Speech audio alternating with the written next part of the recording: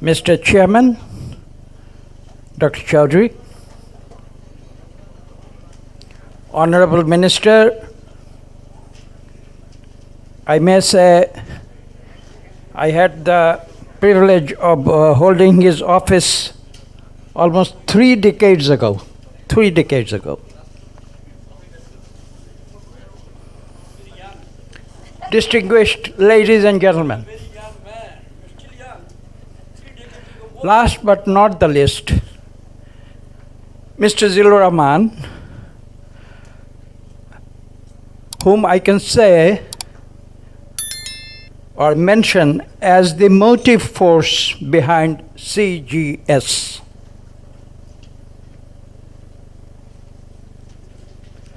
In front of this learned gathering here today, I am possibly the least qualified to speak in front of this august gathering.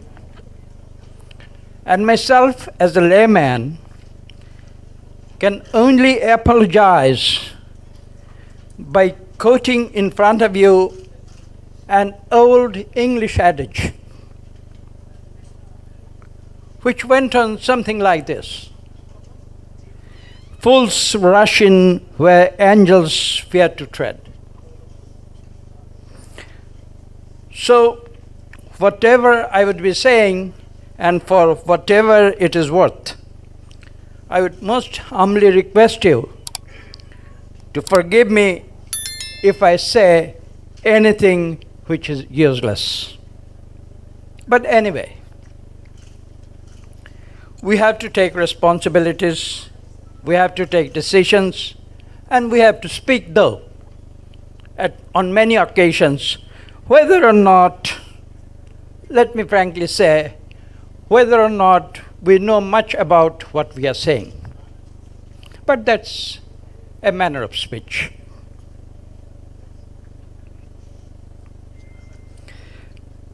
I most sincerely thank the leaders of CGS for very kindly giving me an opportunity to say a few words. Thank you, Mr. Chairman. Let me start with the most basic on the LDC graduation, for which Bangladesh has been aspiring for many, many years.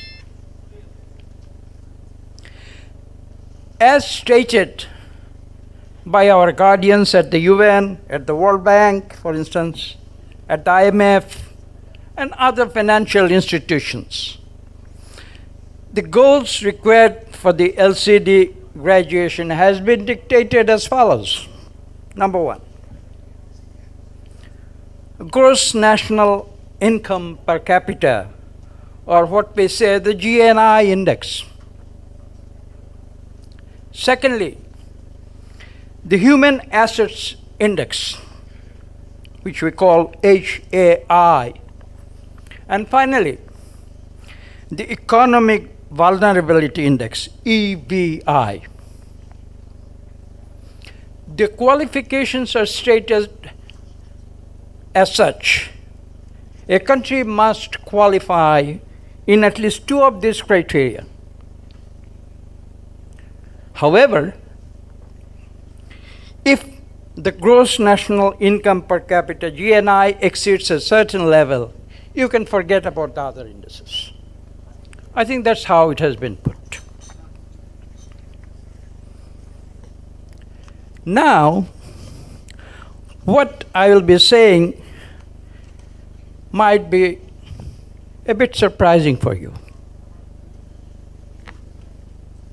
And please forgive me for saying so.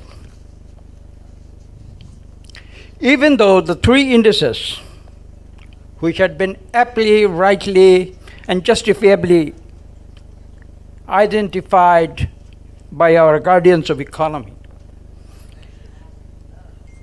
and the guardians of our world in decision making, yet, as I said, please forgive me, these are flawed criteria. I'm saying this, and I'll tell you why. And let me qualify what I'm saying. When I say flawed concepts, I'm only talking in terms of a conceptual idea, not on practical terms. On practical terms, these three are definitely the three justified criteria for graduation from the LDC. Absolutely. I'll not question them. But what I'm questioning is something totally different.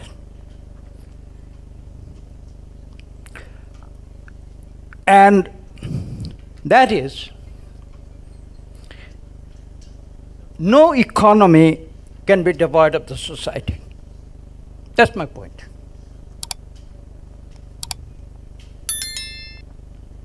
And this is a simple, very simple statement. One doesn't have to be a PhD from MIT or Harvard to say that. Even a layman like me, can say that. What I just said, economy cannot be devoid of the society.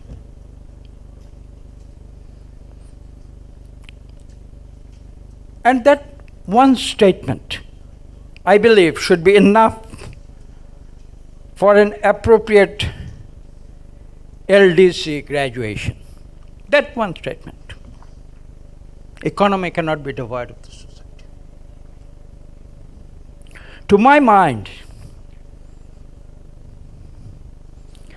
the most important criterion for graduation from LDC to a respectable level in this world, in the club of almost 200 countries, the only reasonable criterion and the only important criterion is the democracy criterion.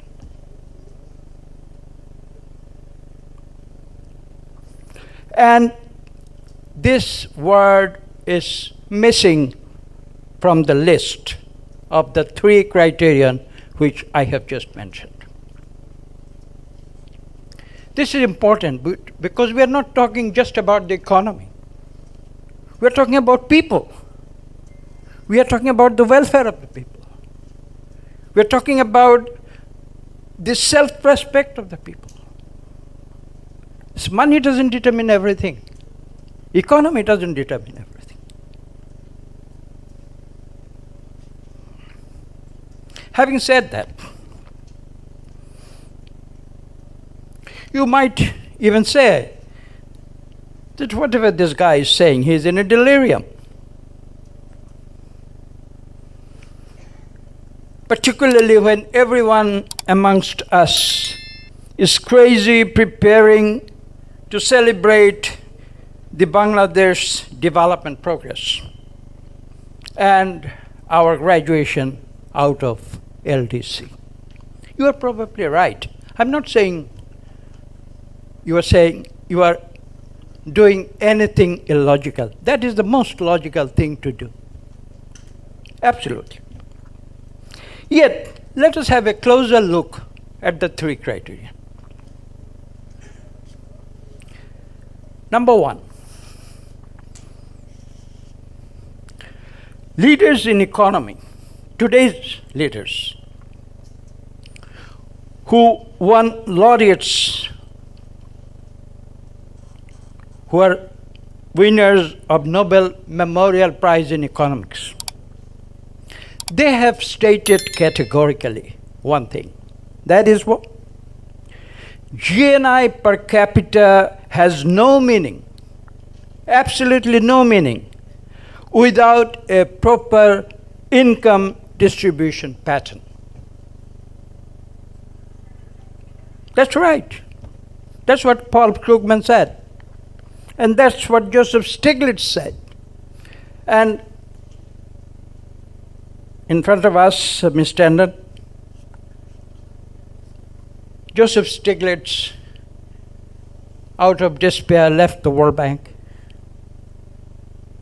started saying what he believed in, and that led him to the Nobel Prize. I sometimes say, and I had the privilege of working with him, I sometimes say that if he hadn't left the World Bank, he would never have received the Nobel Prize in Economics. Maybe this is an overstatement, but that's how I think. When a country like Bangladesh,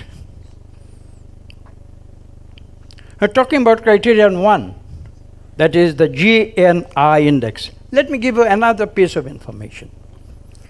A very highly respectable foundation in Germany had carried out a study, and they found that at the moment there are 5 countries, 5 underdeveloped and medium developed countries, where the gap between the rich and the poor is increasing abnormally. And on top of that, where the growth rate, the acceleration rate of the gap between rich and the poor increasing, Bangladesh is on the top. So what does this criterion of GNI represent? To be very frank, if it doesn't mean anything for the millions in Bangladesh, what difference would it make if it makes difference for 100, 1,000, 2,000 or 5,000 very rich people in Bangladesh? Sorry, I have to say that. Let's come to the criterion 2. We're talking about human assets. And what is the scenario here? Look at the young, brilliant human assets in Bangladesh. Ask them, what do they think of Bangladesh and what they want to do? All they are doing right now is fleeing Bangladesh to some developed country, USA, Europe, or whatever, and seek a good life abroad. That is the reality. And why not? I can't blame them. They say, why should we not have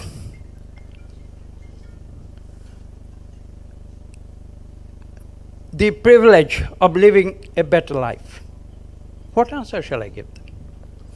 And at the same time, they also say that I don't have the opportunity to exercise my talent inside Bangladesh. Why should I rot myself being inside Bangladesh?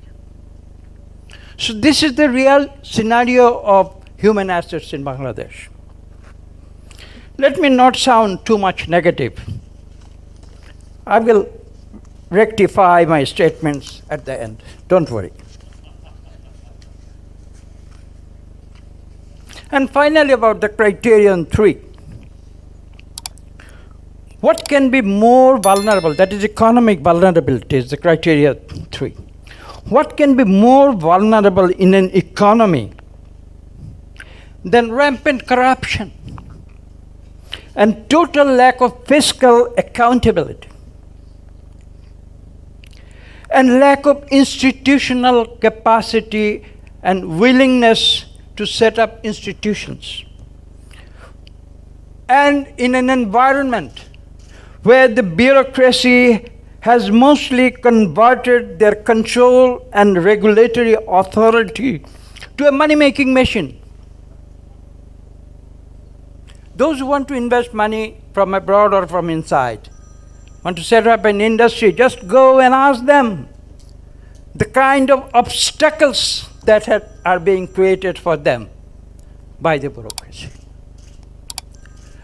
And there are dozens of investors who came from abroad to invest in Bangladesh, and not to speak of those who are our indigenous investors.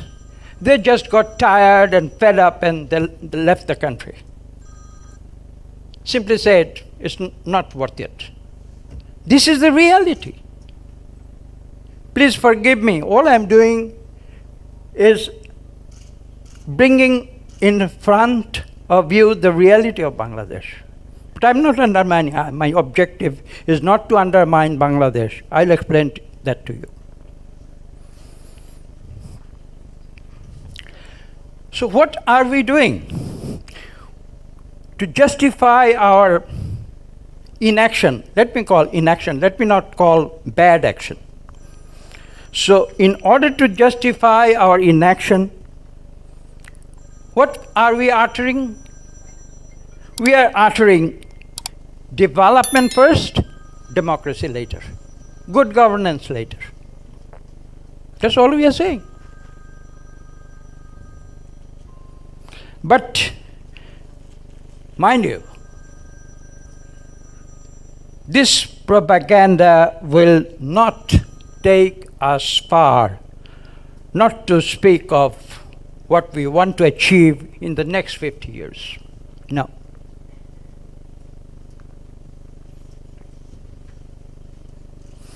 And if we proceed the way we are going, we'll only be building the future of Bangladesh on a hollow economic base. And our LDC graduation would be, if I may say so, just a piece of paper, a paper degree.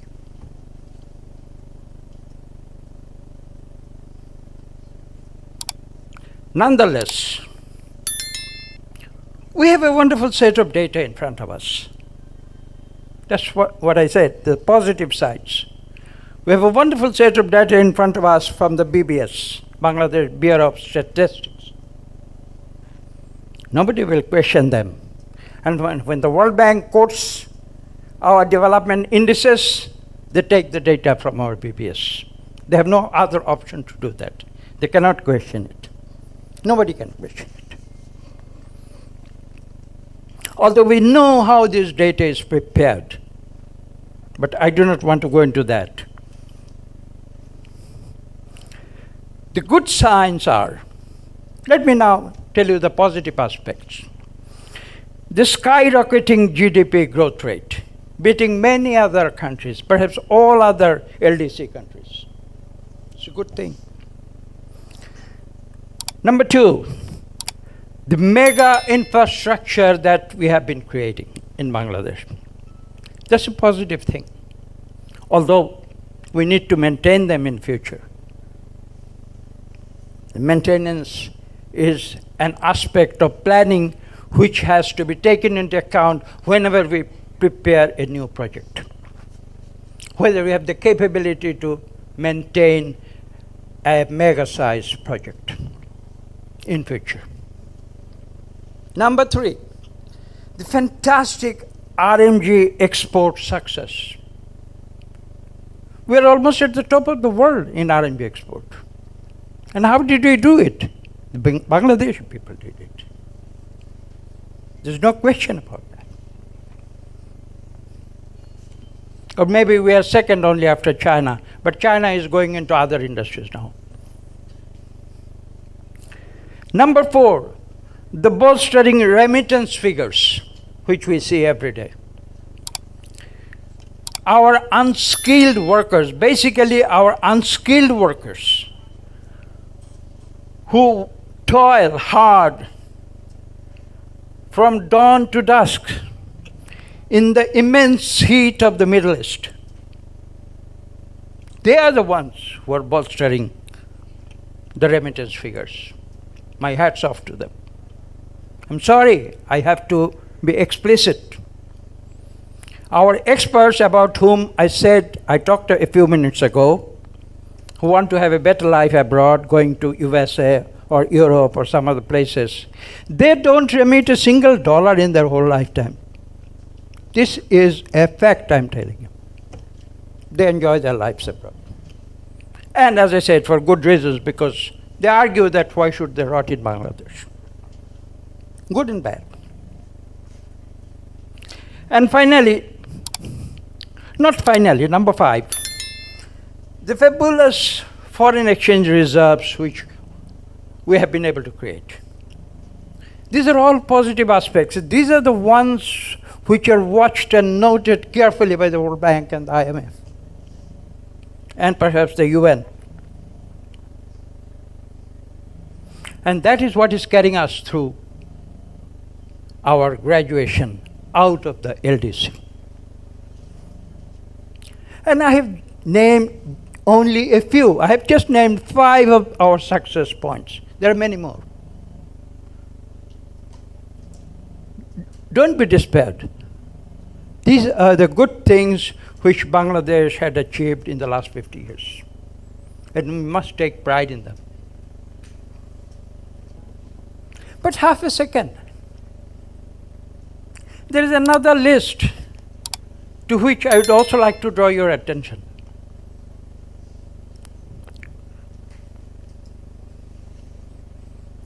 Can you, however, name just one major production industry that has been created in Bangladesh in the last 1 decade by a Bangladeshi entrepreneur? I'm talking about a Bangladeshi entrepreneur. You just name one set up in the last 10 years. You won't be able to do it. Why? Let me be very frank. You're all here and you all know about Bangladesh better than I do. The simple reason is they do not have the confidence on the return of their investment. As simple as that. So what do? They launder their assets out of the country. I'll come back to that point. And added with that, do you have any idea about the total number of local industries, small or big, that had been shut down during the last 10 years? Get that figure. You'll be startled. And the unemployment added up due to the COVID. I'm not blaming anybody. It's my job here. At least I don't believe in the concept of blaming each other.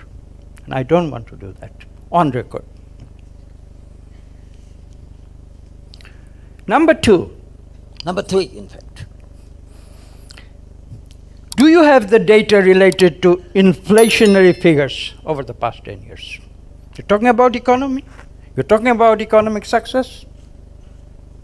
What are the inflation figures? Just have a look at that over the last 10 years. 10 times in respect of certain commodity, day-to-day commodity items. 10 times in the last 10 years. BBS has all the data, although I do not want to qualify their reliability, on their reliability. Number 3, do you have the devaluation figures of Dhaka against the US dollars in the last 10 years? Just have a look. I'm not an expert on the subject. I'm only a public servant in public service. You are the experts. Look at these figures. Next, did you ever have a look at the change in the consumer price index? I said already, during the period of the last 10 years. What the price of rice was 10 years ago, and what's the price of rice today? Simple item, everyday item. Every citizen of Bangladesh needs that item every day, 3 times, sometimes 2 times every day. Number 5, do you have the figures related to the moderator of the last session? I believe he is somewhere here, or he has left, I do not know, who has enormous banking experience. So the number 5 item, have you ever imagined or looked deep into the figures related to printing of our greenbacks, not US greenbacks, our greenbacks by the Bangladesh Bank, and therefore resulting in an unbridled inflation. There is no statistics whatsoever. Nobody ever talks about these figures. Bangladesh governor of the Bangladesh Bank never said, never uttered, or never gave a statement on how much currency notes are being printed. That is a secret. Item number 6. Do you have the figure on how many billions of dollars that had been laundered both inside the country and from inside the country to outside? Simple questions. And these are all related to our economy. I'll come to the social indices a little bit later on. Now, do you have the figures related to extrajudicial killings and enforced disappearances during the last decade in Bangladesh? These are relevant questions you have to ask when you want to qualify from LDC to a higher income country in the world. No matter whether the 3 criteria take care of this. Ms. Tembon can answer to that question. Number 8. This is very specific. And forgive me, I have to utter this. I do not like to utter these words, yet I have to tell you. Do you have the number of innocent women who have been shamelessly raped and sexually abused during the last decade? Sad. I feel ashamed myself for not having been able to do anything about it, being a humble citizen of this country. It is my shame. Number 9. Do you have the figure for the fictitious cases against political dissidents in this country over the last 1 decade? The number is in 6 figures.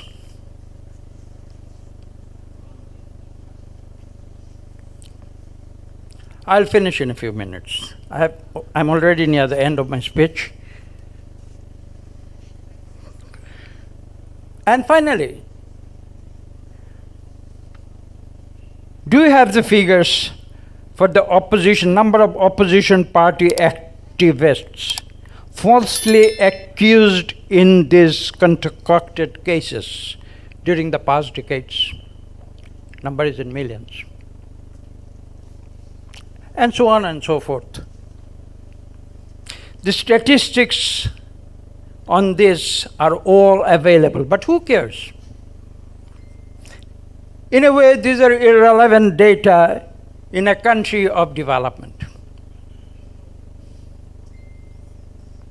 Let us not bother with this, bother ourselves with this. Finally, I'm just coming to a close. But I would like to emphasize this point. Finally, we have no dearth of talents in Bangladesh. Notwithstanding anything I have said so far, we certainly do have the potential in Bangladesh to overcome all these. Cautions put forward by experts on economic challenges to Bangladesh while transiting to a better economic world through LDC graduation will simply disappear. I don't worry about these challenges. They will simply disappear if we can, very important, if we can forge a national univision, going above our political divide, as well as our personal greed, I want to be specific, and our petty self-interests. These are also some of the realities of Bangladesh. And devote ourselves to the welfare of the millions of still downtrodden and underprivileged in this country who also want to lead a minimal, decent life in this tough world. Half a century ago, millions of Bangladeshis laid down their lives to seek freedom for us, where we are living today, in a free and independent Bangladesh. They sought freedom to speak, so to say, for the cause of democracy, human rights, and good governance, as well as freedom from hunger, so to say, for the cause of attaining economic emancipation of the poor and setting up a just and equitable society in Bangladesh. In an independent country, which in 1971 we christened as Bangladesh. Well, while we graduate out of the LDC in 5 years from now, we just can't afford to let these lofty ideals go in vain. What would we say to our liberation war martyrs? What will it say to them? Or for that matter, to our younger generations, which has been mentioned by many of the speakers here already. If we are to be answerable for our colossal mistakes on democracy, human rights, and good governance, there is no excuse for that. And finally, not to mention our chance failure, I use this phrase, chance failure, on taking timely decisions on the global climate change, without which intervention our future generations may even go extinct from the face of this planet. Thank you very much, Mr. Chairman, and everyone, distinguished guests. Please forgive me for my impertinence. Thank you very much.